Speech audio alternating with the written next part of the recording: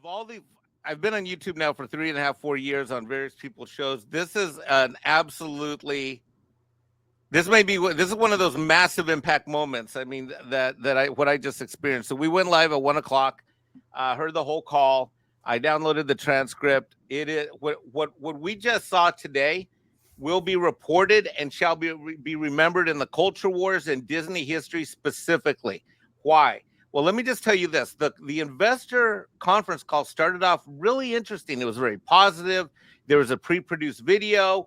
Iger was on set in Florida. Clearly, this is when he went back there, when he made that special trip. They had the video footage. It was very heavy focusing on the parks, very heavy focusing on Disney attraction going experiences. Some mention of the Guardians of the Galaxy movie coming up. And it started out very positively. Then they got into some of the more mundane stuff with the business. And then it took then it went off the road, and it went off the road fast. It started with reading some of the initiatives that some of the people wanted to see voted on. There was a couple of initiatives where people were basically alluding to the fact that Disney needs to get back on track, and the board had to get renewed. And of course, as you can expect, with the institutional investors having the vast majority of the votes and control of Disney stockholder votes, anything that what I might say we would like to see was derailed pretty much. Now, then it went to the live call. And for those of you that haven't, go watch Valiant Stream. Go. For those of you that didn't know about what's going on in Disney, there is for the first time, we were able to see investors from the retail level get in on this call and ask some very poignant, very harsh questions. They covered Reedy Creek. They covered when are you going to get back. One person also even specifically said, when are we going to stop grooming children? I mean, it went off the rails. And Bob Iger, there were two things that surprised me about him. Number one is he doubled down on the war between Disney and DeSantis, literally doubled down. And when asked about it, I'm sure if I were DeSantis and looking back at this, I would say, okay, now it's escalated even further, because he didn't shy away. He didn't even use any political speak. The second thing that's surprising me is that they've doubled down on the kind of company they want to be in terms of woke entertainment, which was fascinating to me, because the opening video that they had did not talk about any of that. In fact, it honored veterans. Frankly, I was surprised at how many white people I saw that in that video. It wasn't super wokey. There wasn't any talk about that. It was hearkening by a lot of original images and Mickey and this and that. But to see how he actually, when he was actually challenged, to see his response was absolutely flabbergasted. I was flabbergasted. The CEO is insane. He is absolutely insane. Not that we didn't necessarily know this. The stock price didn't jump. It's still hovering at about where it was at, more or less, at least at the time of this show appearance that I'm talking now. But the questions that were asked were, if I would like to think of myself, I'm a Disney shareholder and I'm someone who's upset at Disney. I myself never thought, when I was a kid and I wanted to grow up and be a dad, I thought that that Disney would be part of my family's life. And here I am with a 10-year-old. I don't want my kid watching Disney Plus on TV. I don't want my kid watching Disney movies. And at this point, he doesn't even want to go to the parks. I don't want to give him the money. And I asked him, does he want to go to Disney or Universal? He picked Universal. I asked him why. And he doesn't even know about everything I do on YouTube. My 10-year-old said that he wanted to go to Universal. I never thought the day would come where I would grow up and Disney would be this kind of company, but that is the company that we've got. I encourage everybody to go back and listen to the original source audio. You can see the live show where we reacted live. And this was an absolute dumpster fire of epic. Can you give some examples of exactly what he said and how he defended the wokeness and the grooming and everything? He equated things. Someone specifically asked, hey, you Disney, and I'm going to paraphrase this, but someone specifically used the example of, hey, Mr. Iger, your company aligned with the San Francisco Men's Group that has said that they wanted to groom children specifically and that they wanted to have this type of programming. And why, when are you going to return this company to just being pro-family and getting back to entertainment and out of politics and out of this ideology? What he then went on to do is he equated the Black civil rights movement and all the reforms from a post-slavery nation and all of the civil rights movement to what he's doing in terms of being a leader of Disney today. So he doubled down on the wokeness, and he basically said to everyone, parents who are unhappy with the direction Disney has taken, stay away, because Disney ain't going back to what it used to be under my watch. On the contrary, we're going deeper in. That's kind of what he was saying. Absolutely. How do you think the shareholders and Disney's partners and everything are going to react to this? What's Nelson else going to say? I don't know. I've been laughing for weeks now because the stock price under Iger is more or less the same stock price it was the day Chapek got escorted out the door. I think there was a vision. My read on this, look, I've been following publicly traded companies for a long time. I've been a practicing accountant doing private audits of companies that are bought by public companies for, God, better part of a decade and a half. I have never seen something like this. It was absolutely off the rails ridiculous. And the questions, I'm convinced that some of the questions that were asked, they got through the screener by lying about the question that they were going to ask, and then they asked the question they really wanted to ask. Yeah, that's the only way. Like some of those questions that I saw in writing, because we've always been live while this has been going on.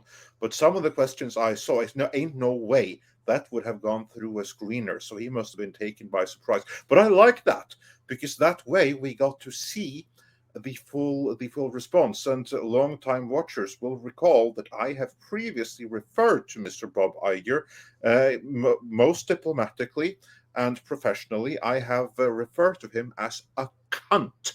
And that is something that I stand by listening to this. I mean, this guy, he's going to destroy all of Disney. If there was a CEO that's been there too long, it's this one. Yeah, he's making Eisner look fucking good now. Oh, no. Yeah, oh, my God. Yes, absolutely. Eisner looks like a freaking rock star in my view. Jesus, like people, the shareholders have Andre, Andre, you're going to need to do I highly recommend you listen to the original tape. Oh, yeah, I will. And that you do an editorial. This was, and the thing is that you can hear you'll hear in his voice how he's not ready for what he got.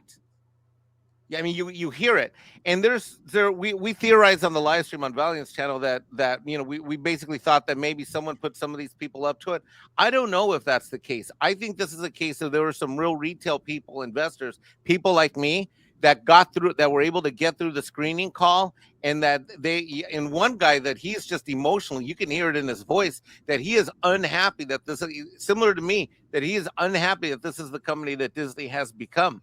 And when he started citing things like, the group in San Francisco that openly is endorsing groomers and Disney's paid money to, co-do an event, Iger didn't back down really at all. He danced around and kept moving forward with his agenda talk, equating, by the way, the civil rights struggle in the United States with the direction that Disney's going now with this, with respect to this diversity, LGBT, trans stuff. You gotta be fucking kidding me. Jesus Christ. I hope there's gonna be sheer fucking hubris. Tom, when you hear Tom, I highly encourage the two of you. I plan on checking it out. We will. The two of you need to do this, and I really would like to encourage that we do an editorial here on this channel about it, because I'm sure we will. This is unlike anything I've ever seen in business, private, public, at all. I mean, and if you watch the whole thing from beginning, when they had their pre-produced video, you're gonna be like, oh my God, they're pulling back. Oh my God, they're gonna go back to being the company we knew. Oh my God, they're focusing on the parks. Oh my God, look. And I'm sitting there as a brown guy saying, wow, finally I get to see a commercial with a bunch of white people in it. I think I may even said that on Valiant Show. I mean, I was like tripped out. I was like, wow, okay, we're getting back to America. I just love that it sounded like he got ambushed, basically. Like that's the part that makes me. Well, he got called on his hoodwinking efforts. And the thought that just occurred to me right now, he just killed Guardians of the Galaxy Part 3. Probably, yeah. Tickets went on sale today. Wildfire among the audience. the audience are gonna. I mean, it's still gonna open big, but I'm sure he just took 10 million out of that opening. Well, weekend. And part of it might not have anything to do with his responses, because most people aren't paying attention to that part so much as, here's why I think you're right in that respect, Andre, in a sense that Six just pointed out earlier, like all the headlines are about Disney and Iger right now, instead of tickets on sale for Guardians of the Galaxy. Right, exactly. And the other thing too is, number one, they didn't allow any follow-on questions. So people asked the question, he answered it. There was no follow-on. And the other thing that happened is, if you listen to the end of it, you could tell he was like, "Let's end this thing and let's get the hell out of here." It was very abrupt the way it ended. Yeah, and also I do think the headlines, if they're all about DeSantis, that's telling. They go on about the thing that's going to give him the win, that are extremely pro Iger, anti DeSantis, because the entirety of the Hollywood trade is behind him. But that doesn't help because the audience isn't. And to everyone that was hopeful that the firings means that Disney is going to go back, tone things down again, no, Iger, he just ended that. He just proved that the one that was trying to take things back to normal was Chapek. And Iger is the worst thing that's happened to Disney, and his coming back. Wow. Yeah, I look forward to that editorial. Mike, thank you so much for coming on. I know you have to get back to Valiant Renegade. No, I actually need to go back to work. I was going to leave that show anyways, but okay. So I was literally leaving that show, and then when you sent the message, that's when I'm like, okay, I'm going to go right to Midnight Sins. But yeah, I got a 4 o'clock that I got to get to. But thanks for having me. Any questions? Absolutely. Tom, thanks for any other questions, you guys? I'll save it for the editorial. Maybe I'll need you for that. Okay. Yeah. Bye, everybody. Thanks for having me. All right. Take care. Bye, Mike. Well, script. What's your instant reaction to this? Do you think that Hollywood is going to be impressed with this, based on the description you just got from Mike? I think studios like Sony, Warner Brothers, and Paramount are going to be very happy as a result of those answers. Yeah, I do believe the competition is going to be happy. But what about Disney's shareholders, Disney's business partners, and Disney's audience? Do you think they'll be happy? Because he basically just said, we're not the for-profit company. We're all about activism now. I think for the general audience, it's going to take them maybe a month or two to catch up and realize on this. For the stockholders, if they're smart, they're either going to put pressure on Disney to right the ship, or they're going to start pulling out.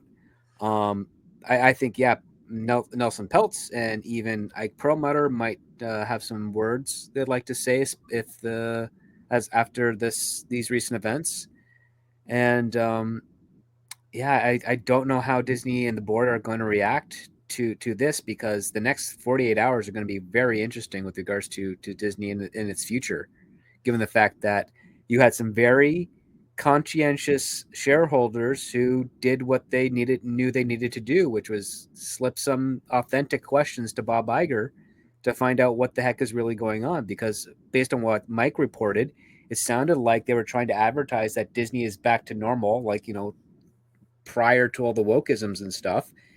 And because these shareholders asked questions, it basically forced Iger to screw up and drop his shield and say, nope, we're doubling down on the very thing that's counter to everything that we just showed you at the beginning of this meeting.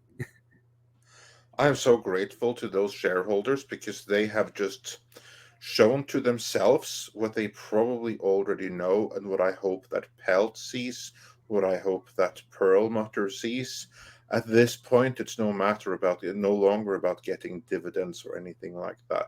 There needs to be a vote of misconfidence, or lack of confidence, or whatever the jargon in American business. Probably misconduct and failure to meet fiduciary responsibilities of the company.